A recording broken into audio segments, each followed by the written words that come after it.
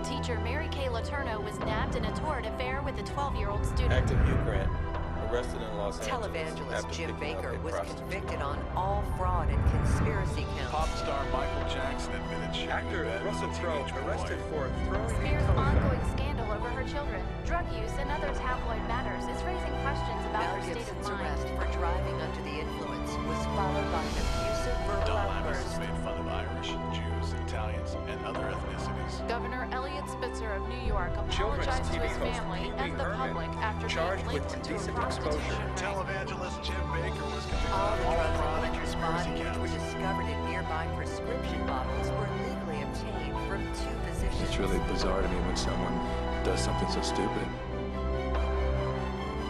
I don't get it. I don't get it. I don't get it. I don't get it.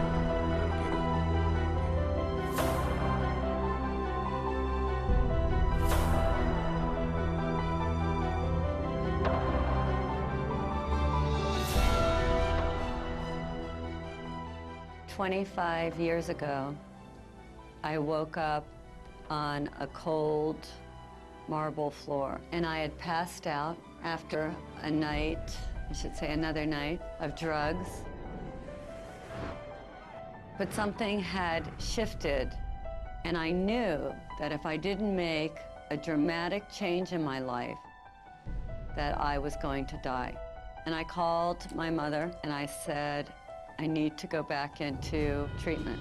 And I had already been in treatment 3 or 4 times. All these other times, I left. On day 10, I started to feel great. I'm drug-free. I'm not like any of these people. I'm out of here. And I would pack up my little bag, put my little arrogant suit on, and march myself out of treatment, and I was free. I was going to make it to the other side. By day 6 or 7, I'd be on the phone looking for my drugs and end up right back in rehab. So instead of running away this time, I went into the bathroom and I got down on my hands and knees and I started begging, please, relieve me of this pain. Grant me the serenity to accept the things I cannot change. I cannot change my desire to leave. And in that moment, on that floor, something happened to me. Something that was like magic. It was mind-blowing to me. Because all of a sudden, after a few minutes, I knew I could stay one more day. How could I go from terrified and my mind going a million miles a minute to this place of complete peace? I walked out of there on day 28, knowing that there was something that I had to find out about.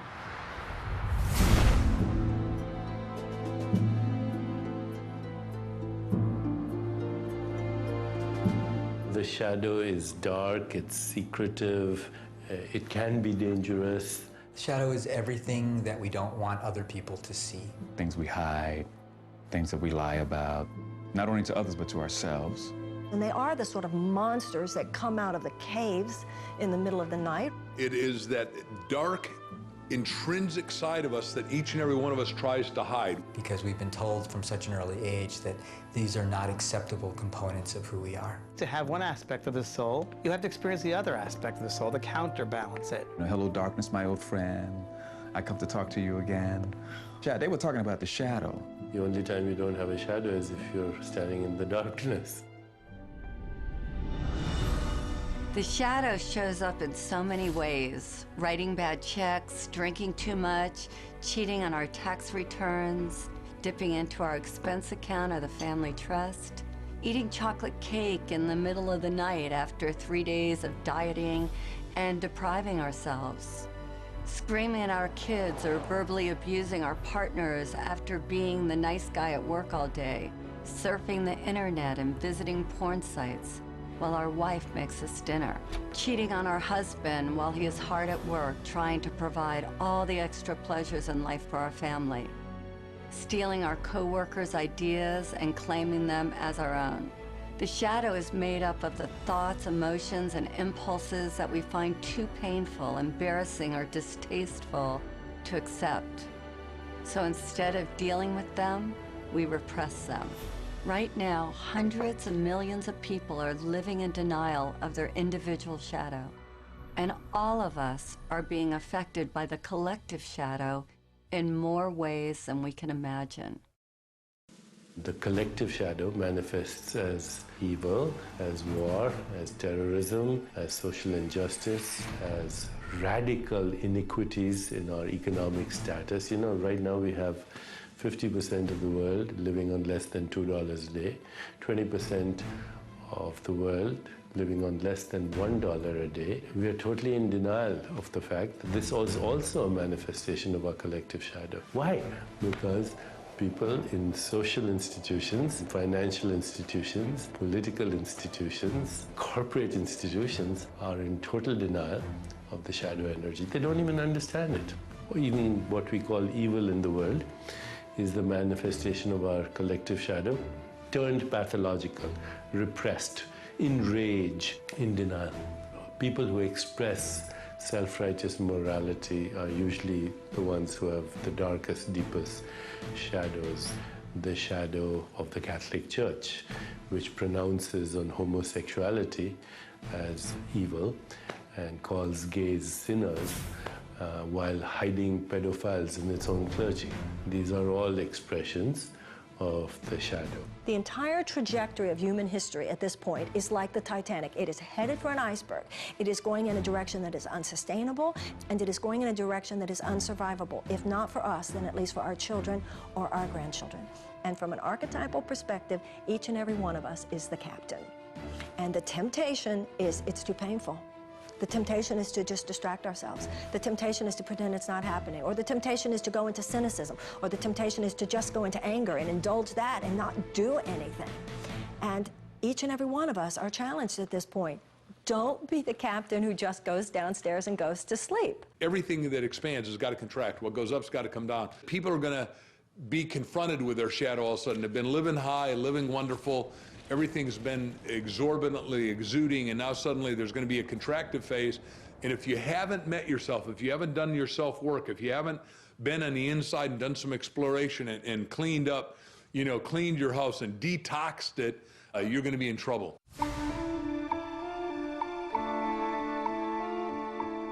The birth of our shadow occurs when we are very young, before our logical thinking mind is developed enough to filter the messages we receive from parents, caregivers, and the world at large.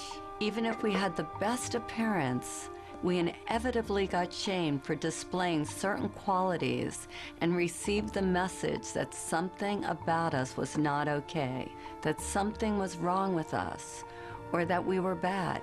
You greedy little toot, how are you going to eat all those before dinner? These messages get ingrained in our subconscious like a computer virus, altering our perception of ourselves and wounding our healthy sense of ego. When we suppress any of these qualities, we are living in denial of all of who we are. And of course, it's different based upon our environment. If you're raised in a family of blue-collar workers, and you declare that you want to play the piano or you want to become an artist, that artistic quality will be negatively received, and you may end up having to suppress that. On the other hand, if you're raised in a family of artists and intellectuals and you declare that you want to start working on construction or you want to be really athletic, that may also be perceived of as negative.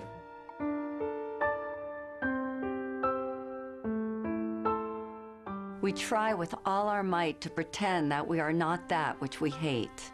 In fact, proving this is an all-important task for the wounded ego. A task which the ego believes is vital to its existence. The wounded ego must hide all that we believe is unacceptable about ourselves. To accomplish this task, it constructs a mask to prove to others that we are not as defective, inferior, worthless, and bad as we might fear we are. None of us likes to admit that we have these flaws and insecurities. So to hide them, we create a persona at a very young age. We start to wrap ourselves up in a new package that we believe will bring us the love, attention, and acceptance that we hunger for.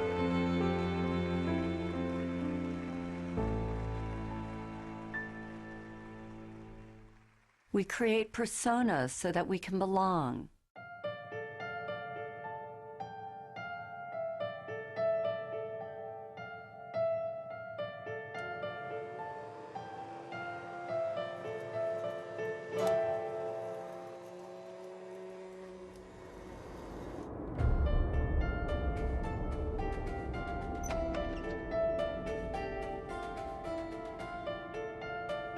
Most of us have a public life and a secret life.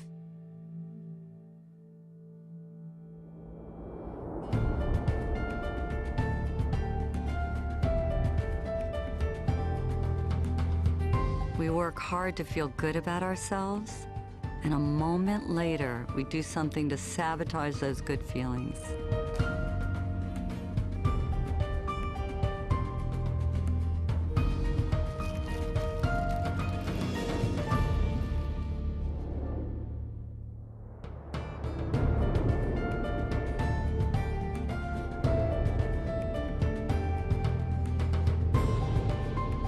We wear masks that we believe will take us where we want to go. And these masks take many forms.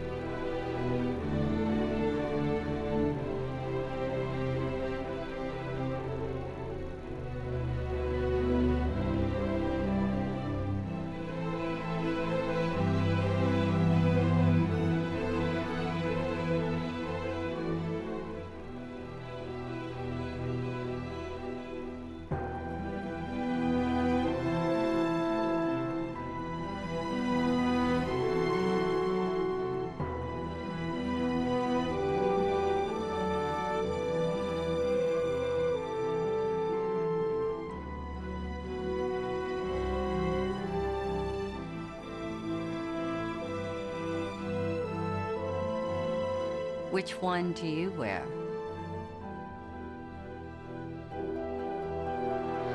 Our masks become our prison. Beneath the mask that we show the world, our wounded egos are in pain. The parts of us that were deemed bad and wrong by others, and now by ourselves, are literally screaming to get out, to be set free, and to be accepted and loved as a valuable part of who we are. When we deny ourselves a safe outlet to express our dark side, it builds up and becomes a powerful force that is capable of destroying our lives as well as the lives of others. This is what I call the beach ball effect. So everything that we reject, we have to keep beneath our consciousness. We try to bury it, so to speak. You know how much energy it takes to put a beach ball underwater? You take your selfish self, you take your angry self, you take your too good self, your not good enough self. You take all of it, and it's like you have 40 beach balls you're trying to manage. And then what happens when you're holding that beach ball underwater? When you're young, you got lots of energy, so you can manage a lot of beach balls. But then, when you're not in the midst of possibility, when your defenses are down, when you have your attention on some big prize you're gonna win, all of a sudden, boom, somebody does something, what happens to the beach ball? Pops up and hits you in the face. What's road rage? Is it anything more than that beach ball coming up? We see it in the media all the time. A filmmaker is making deep Christian films, all of a sudden gets drunk, shouts anti-Semitic comments in a drunken rage, right? A radio star makes his living like being a great communicator. All of a sudden makes a comment, a racial slur. So all of these beach balls that you are trying to manage, are you successful at it? No, it's all but not anymore. When you don't deal with the shadow, that part comes out and it'll creep up. It'll creep up in workplaces, it can creep up in relationships. The more we try to suppress those societally determined, undesirable qualities, the more they find interesting and often mischievous ways to express themselves. And it would be like locking somebody in the basement who wants to get out. So they do things down there to get our attention until we recognize them and let them out. Because those aspects of ourselves that we don't like exit through a kind of detox process. It's got to come out in order to be released. One of my beach balls happened in front of a room full of people. So I'm out of treatment, 5 years. I've been floating around, trying to become the most perfect person. How could I have people want to be my friend? How could I be a little more spiritual? I was on the quest and I thought I was doing a really beautiful job. And I went to another workshop. We had to get up in front of the room and say what we were committed to in the world. And I thought I was just being wonderful, and everybody was looking at me like you're all looking at me. And from the back of the room, this woman screams out, "You're a bitch!" And I thought, well, I know that. How does she know? And I was horrified. I was so humiliated. It was the one word that I didn't want to be called. And she said to me, "Tell me something good about being a bitch." And I said, "There's nothing good." She goes, "Well, you're a bitch. There's got to be something good about being a bitch." And all I could think of was all the ways that that part of me had hurt me. And at the time, I was a retailer. And she said, "Do you ever get damaged merchandise delivered to your store?" And I said, "All the time." She said, "Is there ever a time where they don't want to take back the damaged goods?" And I said, "Yes." And she said, "Well, do you ever have to get a little forceful or a little bitchy?" And I said, "Oh my God, yes." And I was remodeling a house at the time. She said, "When you're a couple of weeks late and $20,000 over budget, does it help to be a little bitchy? Would it help you?" And all of a sudden, I realized that when I finally said to the contractor, "You need to finish my house," he finished my house. And this light went on inside of me, that this part of me that I had shamed, that I had hated so much, actually came bearing gifts. She said, "Either you're going to use it or it's going to use you." And that was a life-changing moment for me. When we fully understand the human soul, we find that it's a place of ambiguity, of contradiction, of paradox. All experience is a result of contrast, light and shadow, pleasure and pain, up and down, backwards and forwards. In order to have manifestation, you need opposing energies. You need your enemies to be who you are. The human soul is simultaneously divine and diabolical, sacred and profane, sinner and saint. Eastern wisdom traditions, we have a saying, the sinner and saint are merely exchanging notes. So once you understand that, then first thing you realize is to have a shadow is normal. If you had only truth, goodness, harmony on your side and the complete absence of the other, there would be no creative impulse. Let's say you had only the evolutionary creative impulse in the universe, then the universe would rapidly burn itself into the heat death of absolute zero. If, on the other hand, you had only the impulse of inertia or destruction or entropy, then the universe would rapidly collapse into a big black hole before you could say Deepak Chopra. We are the microcosm of the macrocosm. This means that every quality that we can see in another exists within us. We possess every human characteristic and emotion, whether active or dormant, whether conscious or unconscious. There is nothing we can see or conceive of that we are not. We are everything, that which we consider good and that which we consider bad. How could we know courage if we have never known fear? How could we know happiness if we never knew sadness? How could we know the light if we didn't know dark? All of life is based on the coexistence of these pairs of opposites. Our shadow is forever hiding from itself. Rather than confront our own darkness, we project these unwanted qualities onto others. When we are projecting our shadow selves, it sounds like this. "She's so self-centered. He's so full of himself. These people are idiots. What a loser." Afraid of our own unworthiness and simultaneously afraid of our own greatness, we unconsciously transfer these qualities onto another rather than owning them ourselves. Those we project on own pieces of our unclaimed darkness as well as pieces of our unclaimed light.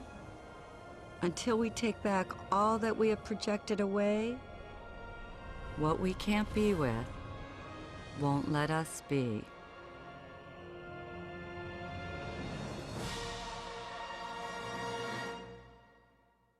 One of the most frequently asked questions I get is, how do you know if you're projecting? If it's your stuff or theirs? I think it was best said by revered philosopher and psychologist Ken Wilber. He says that if a person or thing in our environment informs us, if we receive what is happening as information, a point of interest, we probably aren't projecting. On the other hand, if it affects us, we're pointing our fingers, judging if we're plugged in, chances are that we are a victim of our own projections. Think of someone from your own life who disgusts, annoys, or repulses you, and think of the qualities about them that you most hate. Now imagine this person standing right in front of you, and I want you to put your hand out, point your finger at them, and say, "You're an idiot," or "You're a know-it-all," or "You're selfish." Now stop where you are. Keep your finger pointing at them, and now notice that one finger is pointing at them, and where are the other 3 fingers pointing? Back at you. This is the phenomenon of projection. Instead of acknowledging the qualities within us that we dislike, we project them onto someone else. We project them onto our mothers, our kids, our friends, or even better, some famous public figure who we have never even met. If I asked each of you what you love about these people, you would each have a different response. The people that you hate also represent some aspect of yourself that you don't own. Notice what you think and feel as you look at each of these people.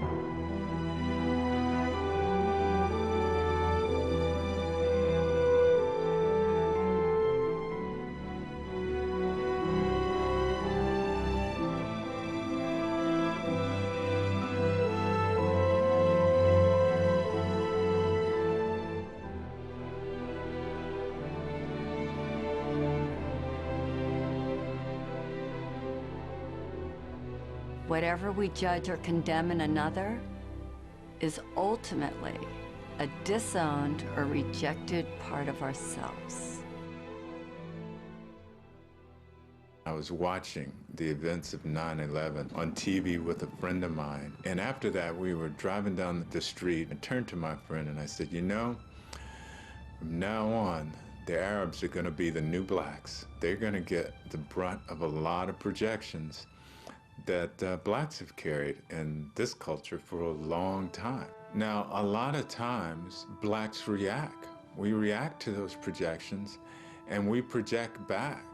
And that creates a vicious cycle. And the ego consciousness just responds the way it should, really, because it's designed to respond as a survival mechanism. That's what the ego is all about, to help us survive. But it's mechanical, it's reactive. When an aggressive, negative energy is directed at us, the ego immediately wants to defend and react. Of course, when you react to a projection, you become that projection. And I didn't want to become an angry black man. That doesn't mean that I don't get angry. I certainly can and do get angry, but I express it and let it go. There's an old Sufi story about a philosopher who made an appointment to debate with a Sufi wisdom teacher named Nasruddin. When the philosopher arrived at his appointment, he found Nasruddin away from his home.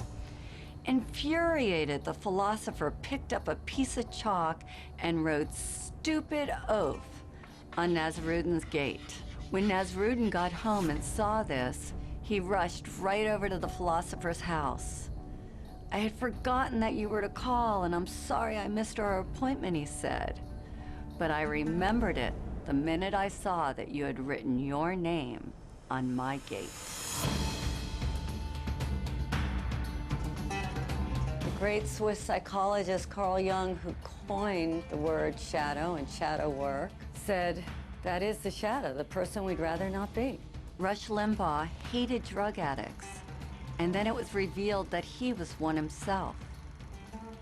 Reverend Ted Haggard railed against homosexuals and was later caught in a drug and male prostitute scandal. A powerful example of projection at play is that of the ex-governor of New York, Eliot Spitzer. As a public official, Spitzer worked tirelessly to rid the streets of prostitution rings. Ultimately, he wound up getting busted for having a relationship with a call girl, which ruined his reputation and his political future. If we look at this through the eyes of the shadow, I would suggest that sometime long ago, probably as a young man, he had the impulse to sleep with a hooker.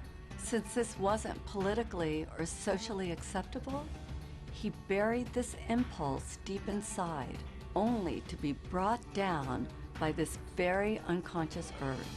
It's fascinating to see that he tried to destroy the temptation in the outer world because unconsciously he knew that the real danger lurked in his inner world.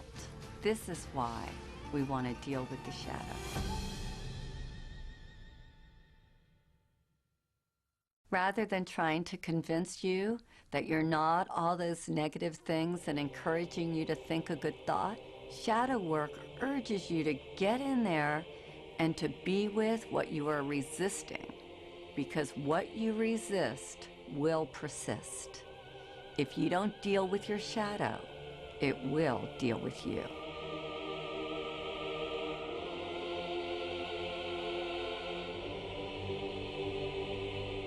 The cost of ignoring a destructive pattern is that you're going to self-destruct. You will implode rather than explode. You know, my training is as a neurologist, so I've spent well over 3 decades studying how the nervous system organizes this information. And it's really quite interesting when you look at the fact that really, even though we think of having one brain, we actually have 3 different brains. We have this very primitive brain, which some people call the reptilian brain. And if you look at a reptile or look at a crocodile, it really just has 2 responses, on or off. So if you ever watched a crocodile trying to eat a wildebeest, it seems to be very quiet and suddenly it explodes and then it goes back into its quiet state. So that response is really a very basic survival response. But the mammalian brain, which is sometimes known as the limbic brain, has created a modulating effect on that reptilian brain. So the limbic system has brought into this very primitive on-off response gradations, meaning you can be a little bit on, significantly on, really on. But then on top of that mammalian brain, really just for the last couple 100,000 years, we've evolved this human brain, which is called the neocortex, neo meaning new cortex, new covering of the brain. And that actually allows us, for the first time in evolutionary history, to decide whether or not we want to react at all. If we look at brain scans, we can actually see in a traumatized brain this part of the brain kind of shutting down, becoming dark. The part of the brain that is associated with emotions is that part, you might be familiar with the fight or flight or freeze response. The amygdala, which is the fear processing center in this part of the brain, really becomes bright. So what happens is trauma changes brain functioning, and then that triggers changes in stress hormones in the body, which are not a good thing. It's crucial to be able to recognize and express any kind of pain. Without that, it stays with us, it lodges in the body, and it causes us to react, to live unconsciously. The unresolved issues that people have in their bodies, their emotions, has an absolute direct correlation with their physical bodies, their health and their well-being, their expression of wellness overall. They think that their health is somehow separate from their emotions. They are intimately connected. Obesity, diabetes, heart disease, and cancer, they're all the result, significantly, of chronic, unprocessed, inflammatory molecules that have their correlates in the psychological world of chronic, unprocessed emotions and experiences. Every single one of those conditions is a byproduct of our stress levels. It affects our health intimately. Most people are aware that what they eat and what they drink affect their toxicity levels. What they don't realize is that what they think and the emotions that they've built up over years are really the most toxic. The ways that people have dealt with this traditionally and historically are inadequate. My patients are in overwhelm.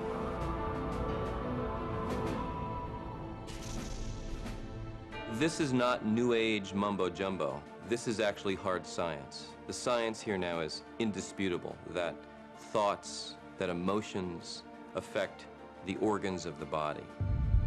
We have to be mindful with every single thought that we have every single day. How do we want to create our heaven or our hell? How do we treat one another? Because we are the source of everything within us.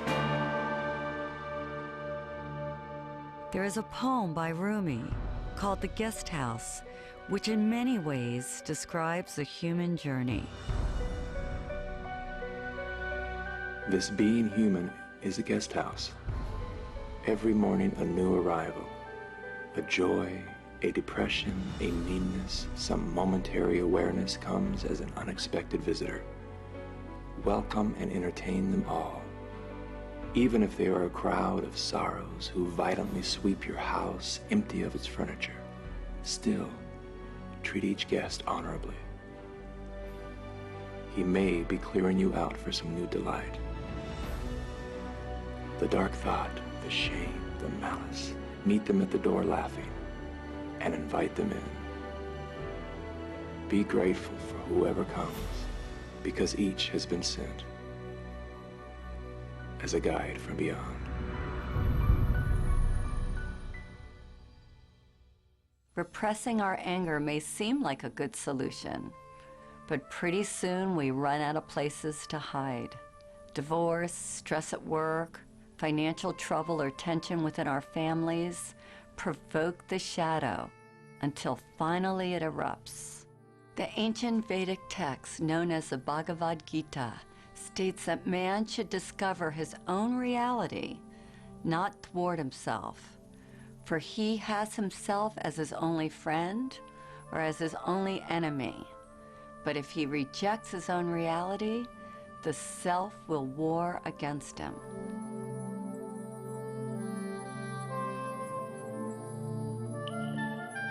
It's easy to love yourself when you wake up feeling strong and worthy and you have enough money in the bank and you feel great. But how do you love yourself when you feel broke or when you've been hurt or abused? And that sets up the conflict, which as we get older, those wonderful forces that we've locked up in our shadow are rattling the cages. And sometimes if we're distracted, they sneak out and we think, and the people around us think, what were we thinking? And the answer is we weren't thinking. When repressed, the shadow can look like this.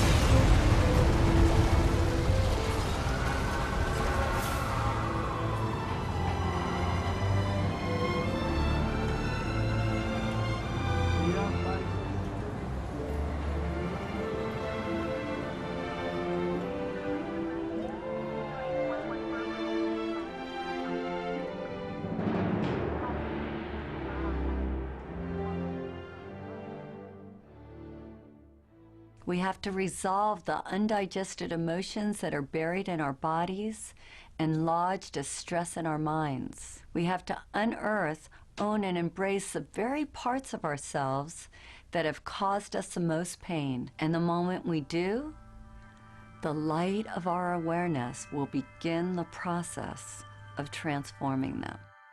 We think we're alone. We think we're different.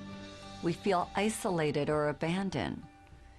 And then when we come together, we find out that we all go through traumas, that to be human is to be challenged, and that everyone has gone through some trauma. And if we're courageous, we see that there is gold to be mined in every experience.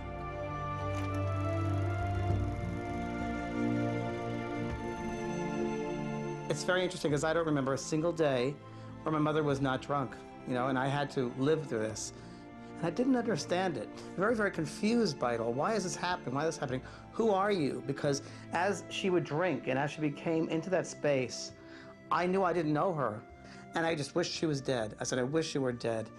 Wish you were dead. I wanted the pain out of my life, Because you don't belong here. Whoever you are, this intoxicated person, and as a child looking at this, because my father wasn't there either, I had to figure this out. But all I did was wish she was dead, right? Well, not until 30, 40 years later, after she had passed over, she lived many, many years after that, and after getting involved in this work, I realized that that was indeed one of the most incredible blessings of my life. I learned from that situation about compassion, and I learned about forgiveness. And that's a pretty big one to have to learn about forgiveness. You know, we see these things as horrific experiences, terrible experiences, dark experiences, when in truth, they're really enlightened experiences because they help us to be who we are. They help us to be compassionate. They help us to be forgiving. They help us to look at someone very, very differently. What doesn't kill us makes us stronger. At a certain point in life, it's about saying, I have been through what I've been through. I've succeeded in some ways, perhaps, but I've also failed in some ways. I've been strong at times, but I've also been weak at times. I've gotten some things right, and other things I've gotten wrong. And some things have gone well for me, and some things have been damn awful. The issue is, what am I going to do with all of that? You know, two people can go through the exact same situation on an external level, but internally, they do two completely different things with it. That's why we read incredible stories about people who went through the Holocaust or people who were victims of genocide, and yet they survived. And yet they go on to live extraordinary lives. And then you meet other people who went through a fraction of that in terms of an internal trauma, but they stay stuck in it forever. We begin to ask ourselves, what am I getting from staying stuck there? What am I avoiding from staying stuck there? And what we are avoiding is the greatest challenge of all, and that is to be who we can be in order to serve the world. I asked a few people to share their own shadow stories. Some of them are complete, others are ongoing. All of them are portraits of a fearless commitment to transformation. Sui is like that beautiful combination of a miracle. That part of her that she deems so worthless and unlovable actually comes bearing the greatest gifts and makes her the shining light that she is today. The pain that I've been carrying throughout my life was the pain of believing that I was abandoned by my parents because I wasn't pure enough.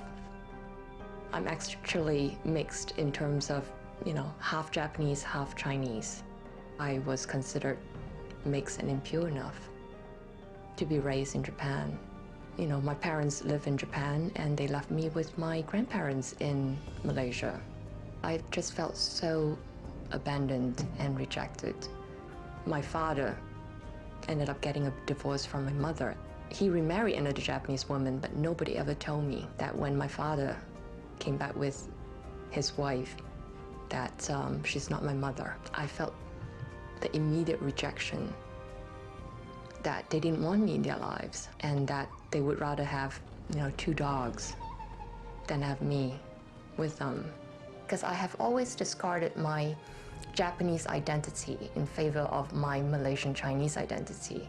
I felt like the country has betrayed me, and I used that pain to really put it into my work.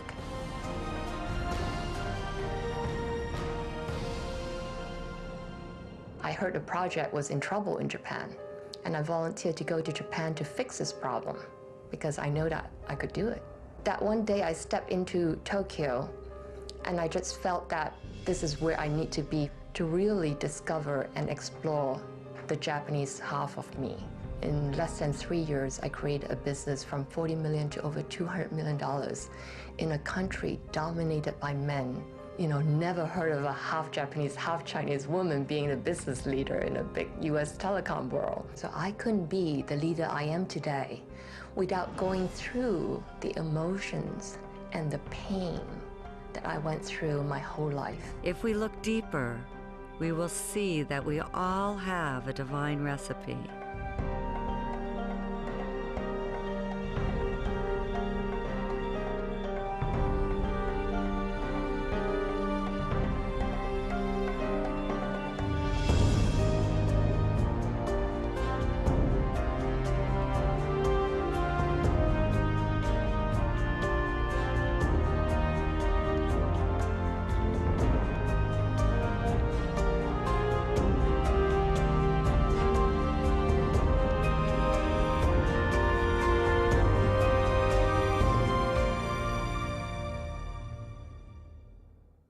All of us have shame about things that have happened to us. We've all gone through difficult times.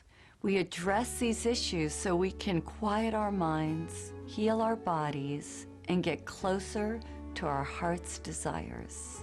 Hector had to let go of his macho persona to make peace with the one that he loved the most, which was his father. My father was your traditional Mexican man in the sense of working hard, wanting to get ahead, wanting to provide for his family. And as a young boy, I was looking for his love. I wanted his attention. The challenge was trying to figure out what was wrong with me, because obviously something's wrong with me. If, number one, he's not giving me the attention I want as a little boy, not giving me the love, yelling at me, you know, being verbally abusive, obviously I did something wrong, there's something wrong with me. So I carried that story from that point on for a long time. And I realized he probably wasn't going to do it the way I wanted. He probably wasn't going to tell me what I wanted when I was a little boy. Mi hijo te quiero, te adoro, I love you, son. I did some personal growth work. I went inside, looked at the shame, the guilt, the pain. I went through that, I healed that. And I was able to have that forgiveness with my dad and let that go. I wasn't going to tell him I love you for him. I was going to tell him I love you for me. My dad passed on.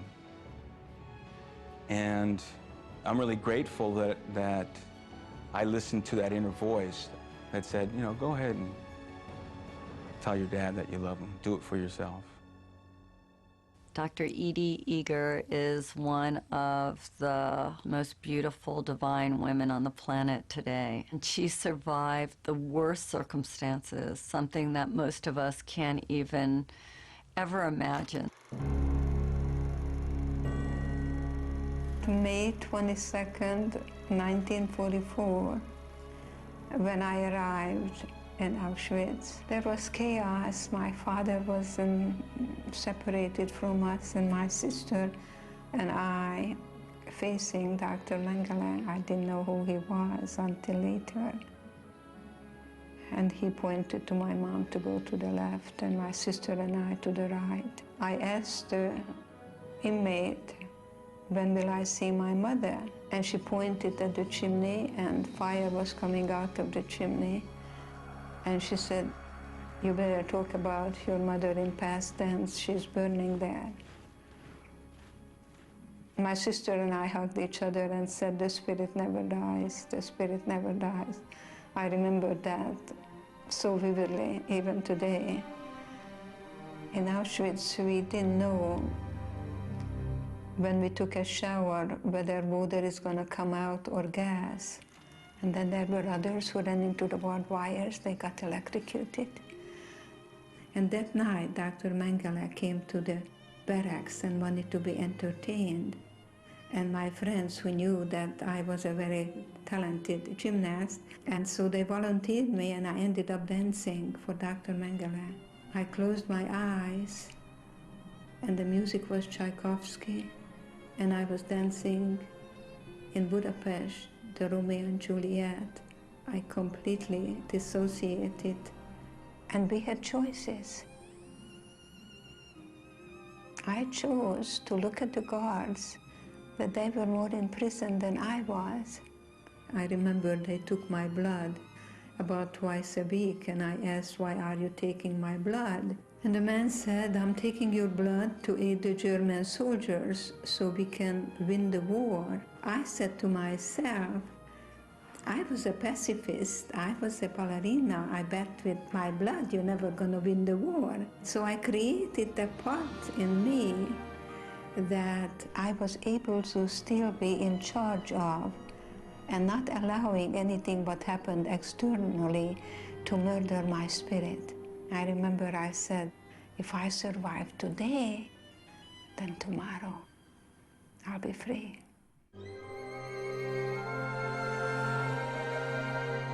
I remember when Marita came to the shadow process and everybody was looking for the negative qualities they needed to embrace. Marita couldn't even say hers, and I kept asking, what is so horrible that you can't even say it?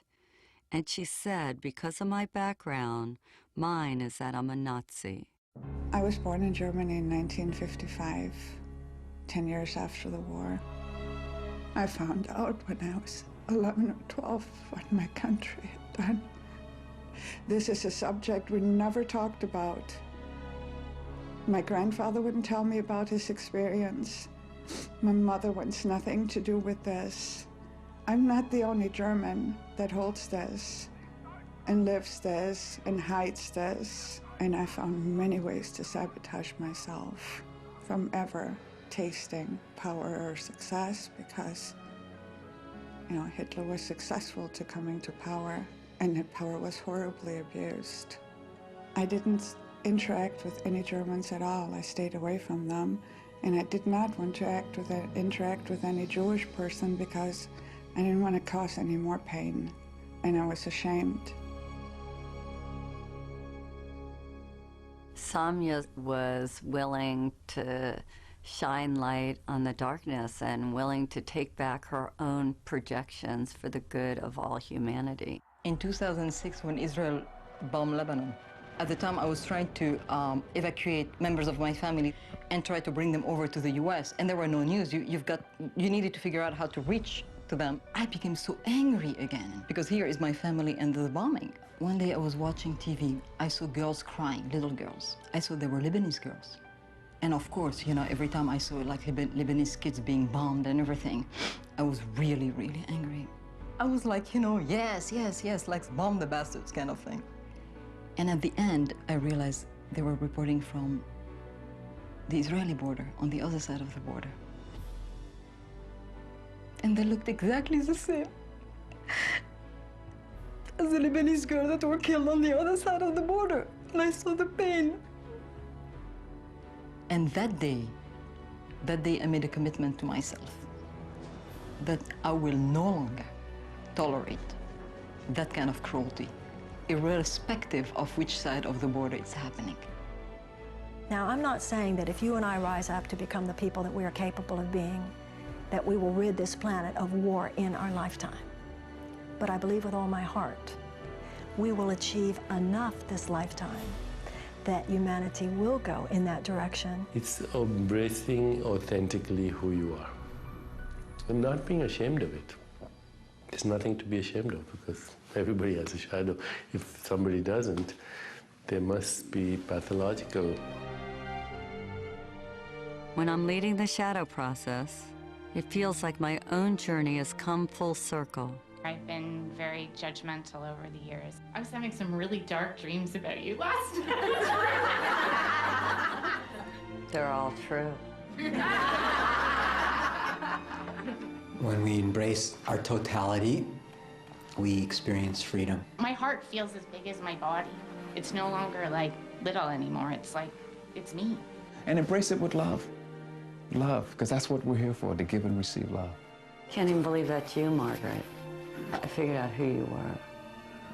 I remember. If I hadn't faced my darkness, I never would have found my light.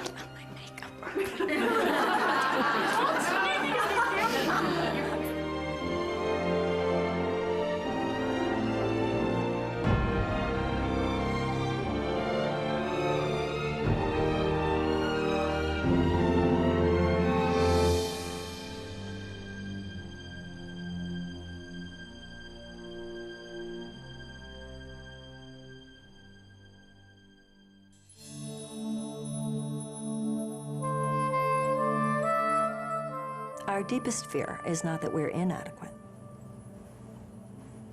Our deepest fear is that we are powerful beyond measure. It's our light, not our darkness, that most frightens us. We ask ourselves, who am I to be brilliant, gorgeous, talented, and fabulous? But actually, who are you not to be?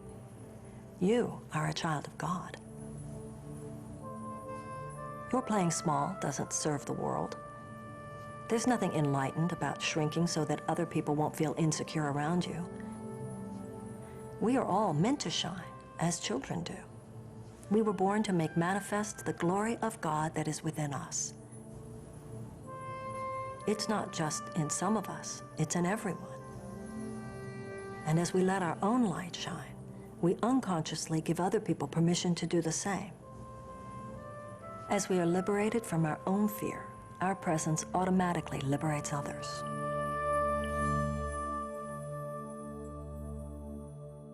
Consider the story of the Golden Buddha. In 1957, a monastery in Thailand was being relocated and a group of monks was put in charge of moving a giant clay Buddha. In the midst of the move, one of the monks noticed a crack in the Buddha. Concerned about damaging the idol, the monks decided to wait a day before continuing with their task. Later on, one of the monks came to check on the giant statue.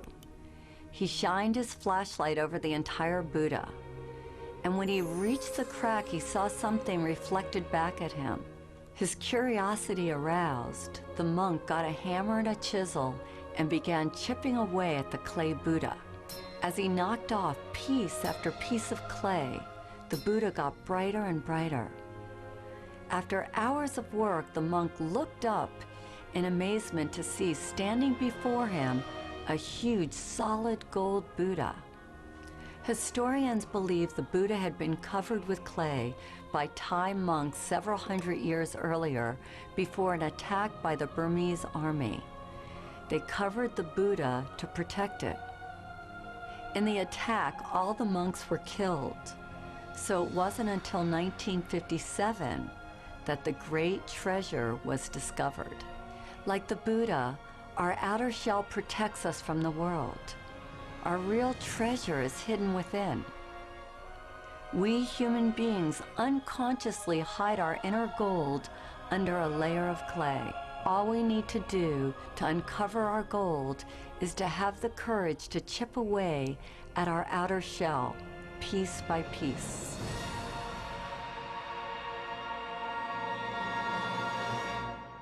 You can't fight darkness with darkness, but you can switch on the light. All of the work we do on the shadow is to get us to this point where we can forgive. To do forgiveness, we put blindfolds on to make it safe for people to share their deepest secrets.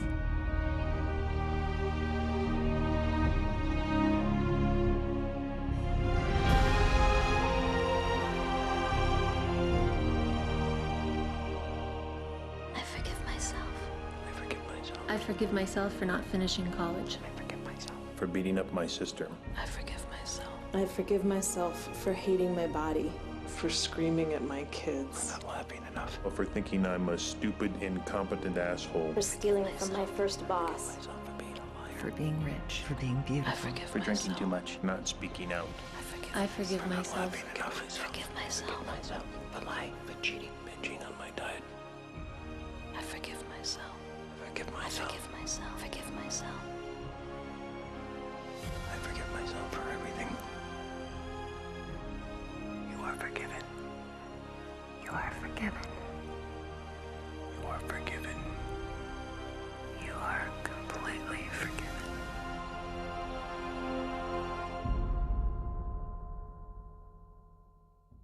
think a lot of people are very afraid of their shadow. They don't even want to consider that they have one. Brent is one of the holiest men that I know, and he is so spiritually evolved because he uses the pain of his past to be the greatest expression of himself today. This story really began for me when I was 9 years old, and I was attending a summer camp that was managed by an order of religious men. During that summer, I was molested by one of the religious men. I remember that experience being a beginning of a split for me from myself. It happened a number of other times during that period of time I was at that camp. I was always afraid that that guy was going to come in the middle of the night. I even went so far as to borrow a knife from someone that I kept under the pillow. This is a 9-year-old kid. I remember I just felt like some part of me died at that time. I went on with my life, holding on to that secret, holding on to that shame of not really being connected with myself anymore.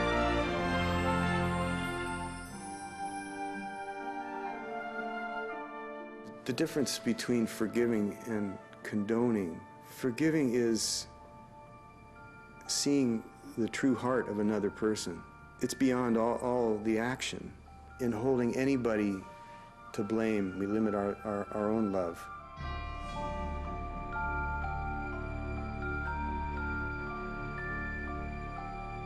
People need to know that they can get help,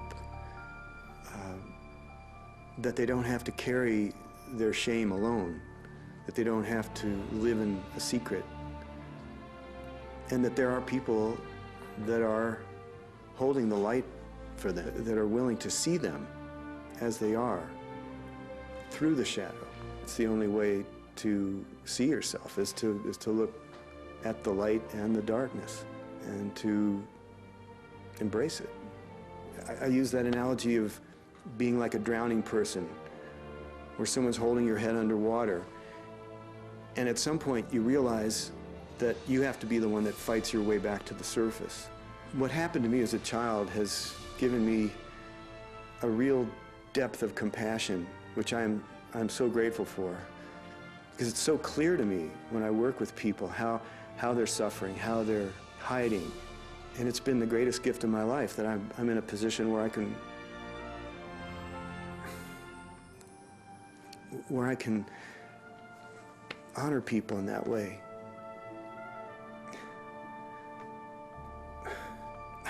I'm just so grateful to be able to connect with people on that most vulnerable level, that deepest level of the soul. I regained my faith because I asked for it.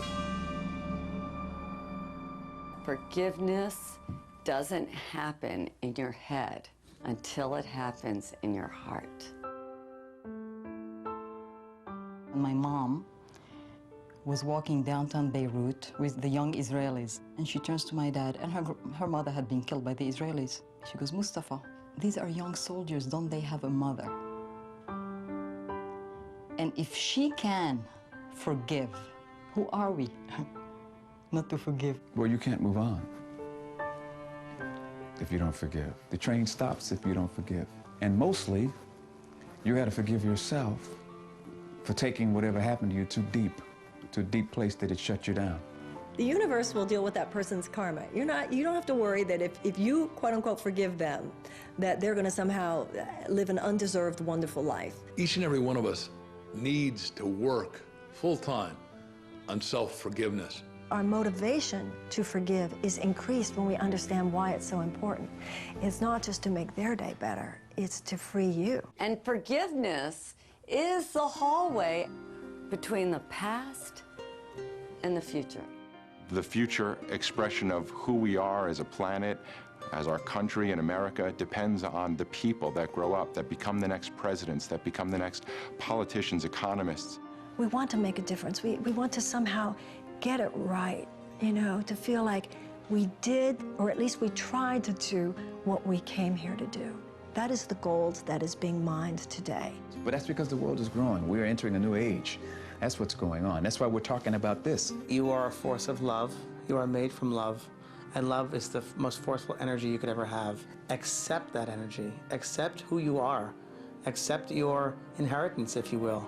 You're the total being of love, and don't waste a minute of it. I've come full circle, and this is the external of what was going on inside of me. It's how we are able to perceive everything in life as an opportunity for growth.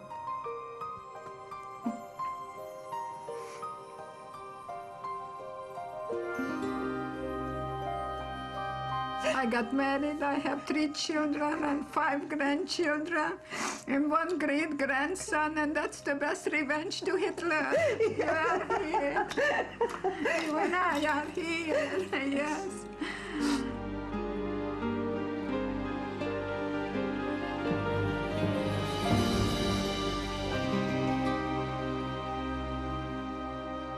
So if you want authentic peace of mind, creativity, kindness, compassion, joy, then you've got to understand your shadow and be okay with it. Celebrate it. If shadows could talk, they would tell us that we're as precious as 1,000,000 pounds of gold, that our brightest light can shine only when we've accepted our darkness, that there is wisdom in every wound, that there is a greater future waiting for us, that we are children of God and have a right to be here, that we were all created equal, that our pain is not personal, but belongs to every man and woman alive. That life is a magical journey of making peace with both our humanity and divinity. They would tell us that we deserve better, that we matter, that we are more than we ever dreamed possible, and that there's light at the end of the tunnel, that there is nobody in the world quite like you. What if you knew in every cell of your body that you were living a divine plan, a plan so important, so vital for the evolution of humankind? What if you knew that everything that was happening right now that doesn't fit your ego ideals is happening to support you in stepping out of the smallness of your darkest thought into the brilliance of your biggest dream? If you take this journey, I promise you that you're going to experience more love, more happiness than you've ever had before.